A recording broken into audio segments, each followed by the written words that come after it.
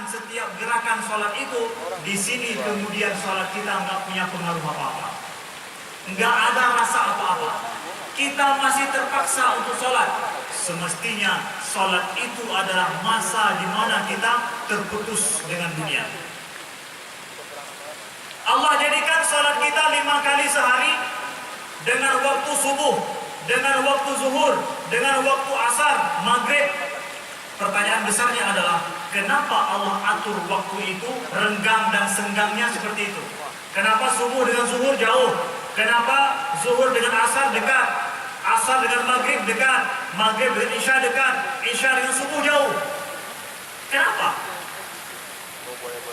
Saudaraku, sholat itu adalah batas waktu yang mengatur pekerjaan kita. Sholat itu, waktu sholat itu adalah yang mengatur bagaimana kita harus bekerja sehari-hari. Saya pernah tinggal pada tahun 2016 di Jenewa, Swiss. Pada tahun 2018 saya tinggal di Jenewa, Swiss selama 40 hari. Saya lihat umat Islam di sana sholat Jumat sebelum datang waktu zuhur. Kok bisa, Ustaz? Orang di Swiss, di Jenewa, mereka sholat Jumat sebelum waktu zuhur. Waktu zuhur masuknya jam 1:30, mereka sholat jam 12. Apakah benar? Orang tinggal di Jenewa itu adalah di mana semua organisasi dunia di tempat itu, termasuk PBB. Lalu jam mereka hari Jumat jam kerja.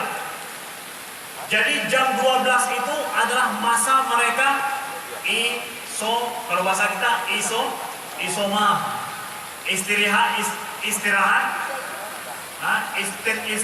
dan makan. Mereka dari jam 12 sampai jam 1 itu istirahatnya. Nah, kalau seandainya sholat Jumat dilaksanakan pada waktunya jam 1:30, nggak ada satu orang pun yang sholat. Kenapa? Semuanya sibuk bekerja dan tidak boleh keluar dari kantornya. Semua bekerja pada organisasi PBB, organisasi dunia. Nggak bisa mereka laksanakan sholat itu. Lalu akhirnya ulama di Eropa mengatakan bahwa boleh dipercepat sholat Jumat sebelum datang waktunya supaya Jumat bisa dilaksanakan. Bayangkan. Saya ingin kasih tahu contoh. Ini adalah model pekerjaan yang menyetir sholat. Pekerjaan yang menyetir sholat kita.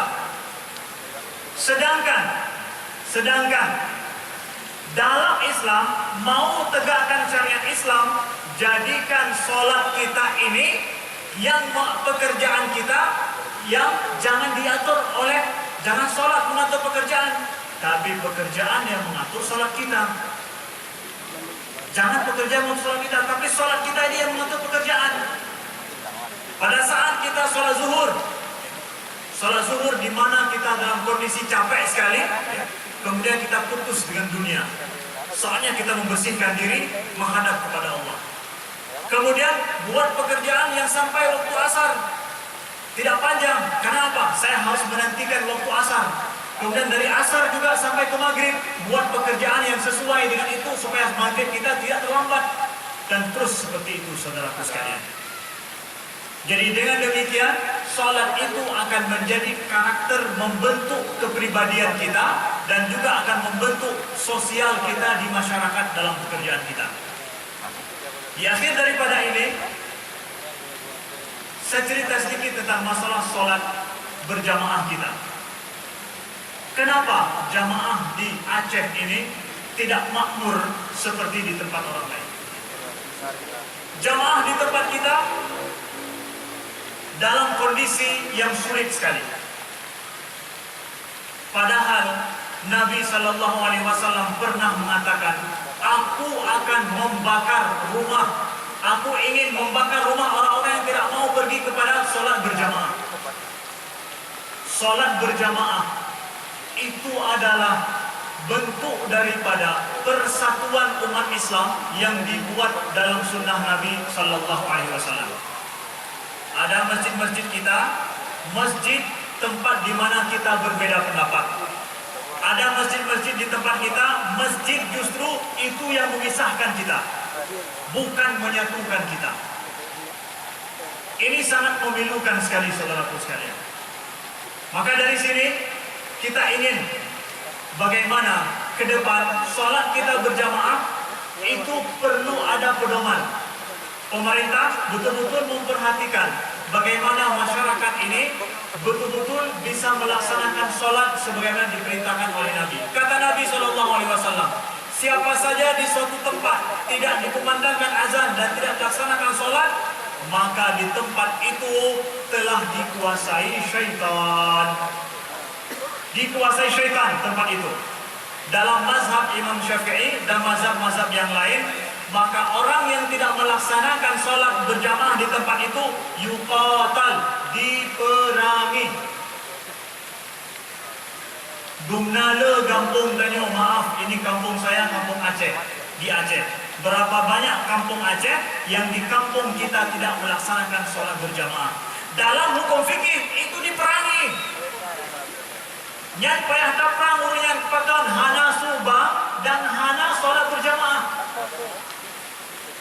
Bayangkan saudaraku sekalian, ternyata mungkin kampung kita adalah kampung yang kalau syariat Islam ditegakkan itu kampung yang diperangi. Makanya ada pegang syariat Islam ke jalan rupa gimana? Payah taprang maka kampung. Maka oleh sebab itu pendidikan sholat berjamaah, anak-anak muda sekalian, ini adalah harapan untuk ke depan, untuk jangan jauh dari masjid. Kata Nabi, barang siapa yang dia itu mondar-mandir ke masjid, maka dia sebenarnya adalah orang beriman, kata Nabi. Anak-anak muda, ibu-ibu yang ingin mencari jodoh untuk anak-anak ibu, carilah di masjid. Idza ra'aitumur rajula ya'tadu masajida fashhadu lahu bil iman. Andai kata engkau melihat seorang yang sering mondar-mandir ke masjid untuk sholat, bukan untuk pergi ke WC, bukan untuk bekerja di masjid, tapi untuk sholat, maka itu adalah orang yang beriman, kata Nabi. Mau cari jodoh untuk anak kita, carilah yang di masjid, dekat dengan masjid. Tunjuk tangan anak-anak muda yang mahasiswa daripada Ma'had UIN Araniri Al-Jamiah, Masya Allah. Itu dari UIN, ya, Ma'had dari UIN, subhanallah. Ramai yang datang, ya, anak-anak muda kita.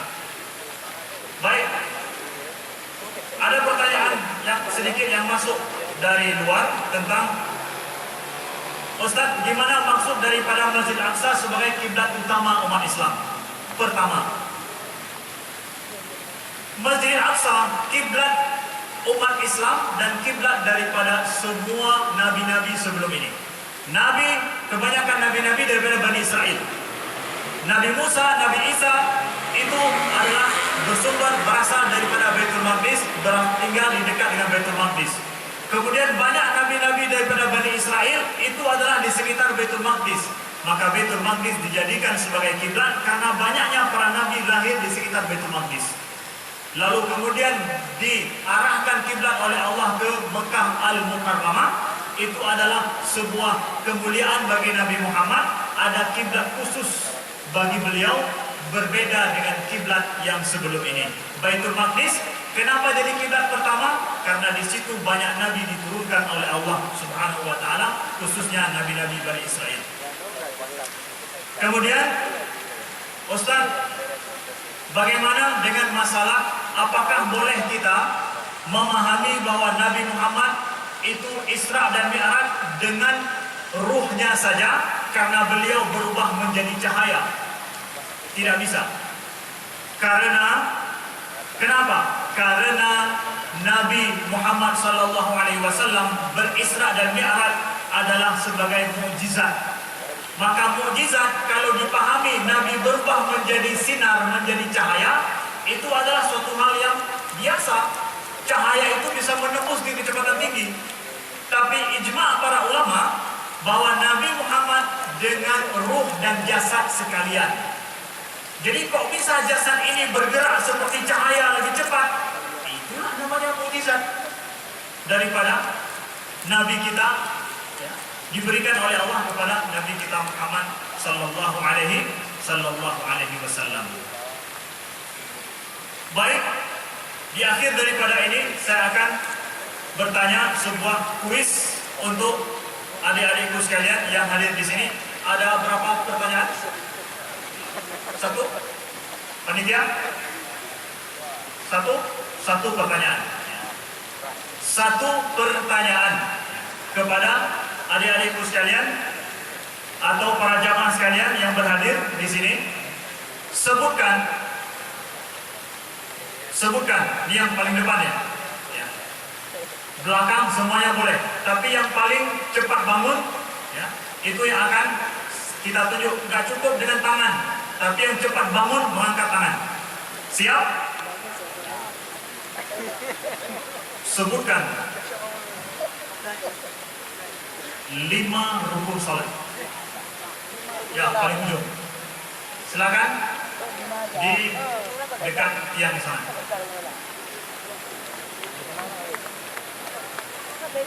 Lima rukun salat.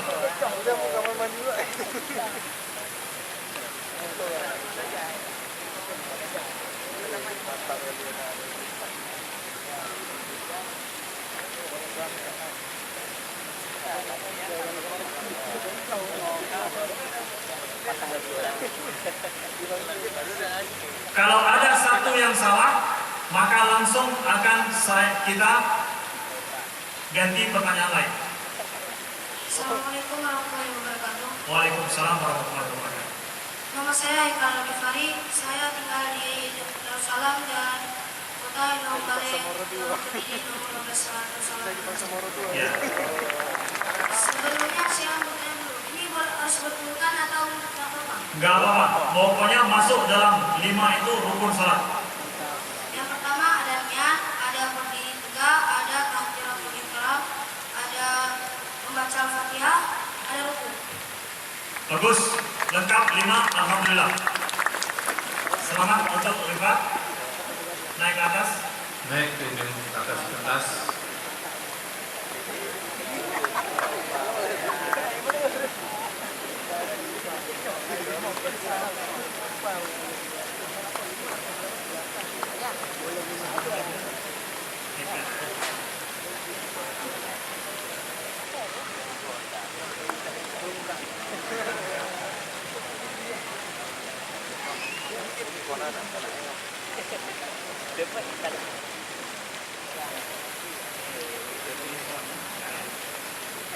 Terima kasih. Mari Pak. Ya, terima kasih ya. Tepuk tangan semuanya untuk Haikal. Di akhir daripada ceramah Isra Mi'raj kali ini, saya hanya berpesan Bapak Ibu sekalian. Banyak yang tanya, Ustadz, bagaimana suami saya tidak sholat?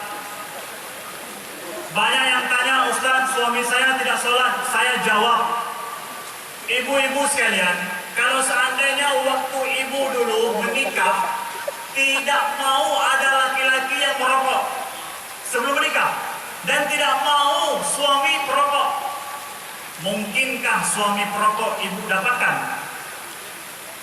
Enggak, karena saya akan menjauh daripada suami yang perokok. Sekarang suami ibu tidak sholat, tandanya ketika menikah dengan ibu memang dia tidak sholat. Dia tidak sholat karena ibu tidak pernah menjadikan syarat suami saya itu tidak boleh meninggalkan sholat. Tidak pernah jadi syarat ibu itu. Betul apa tidak? Suami ibu tidak sholat, ada saham ibu di situ. Begitu juga istri bapak-bapak tidak sholat karena ada saham bapak di situ. Karena apa? Cari istri tidak pernah membuat syarat harus taat sholat. Cari suami tidak pernah membuat syarat harus taat sholat. Maka di sini siapapun yang mendapat cobaan, suami saya tidak mau sholat, istri saya tidak mau sholat, Anda harus tebus dosa Anda. Ibu-ibu harus tebus dosa ibu dengan merayu dia sampai mati. Sebelum mati harus sholat. Itu tebusan dosa ibu. Kenapa? Menerima dia dulu dan tidak pernah mempermasalahkan dia sholat. Dulu mama tidak pernah bilang ke bapak kalau bapak harus sholat. Ya santai, enjoy saja. Tapi mama sudah mengaji, tidak bisa lagi sekarang. Bagaimana Ustaz? Saya harus berpisah? Jangan berpisah. Tebus salah ibu dengan cari cara bagaimana dia harus sholat. Bapak-bapak, neme anak-ne jak sholat masjid. Nabi menyuruh 7 tahun suruh anakmu untuk sholat. 10 tahun pukul dia kalau dia tidak mau sholat. Bawa anak kita yang kecil 7 tahun ke masjid, jangan tinggalkan di rumah. Kalau ada hari ini panitia masjid suruh anak-anak nggak boleh dekat dengan masjid, itu adalah di antara masjid yang menjauhkan orang daripada sholat. Saya teliti masjid ada 5 macam. Ada masjid yang dia itu menjauhkan orang dari sholat. Ada masjid yang dia itu tidak mempermudah orang untuk sholat. Ada masjid yang mulai mempermudah orang untuk sholat. Dan ada masjid yang mulai membuat orang sholat menarik, galak di pajak kanan. Dan masjid yang mampu untuk memaksa orang untuk pergi ke tempatnya. Ada 5 macam masjid yang saya teliti dan saya lihat. Klasifikasikan masjid ini, yang pun masjid berjauh hurung dari sholat. Masjid yang memang hanya dipermudah orang untuk sholat. Kuto di dalam masjid, macam-macam tempat wudhu hanya cocok. Tempat bertaharah di situ yang tidak suci. Bayangkan, dalam agama Islam, taharah itu awal daripada sholat, tapi tempat taharah tempat yang hanya suci, tidak menyucikan. Kemudian ada masjid yang mempermudah orang untuk sholat. Ada masjid yang mulai membuat kita menarik untuk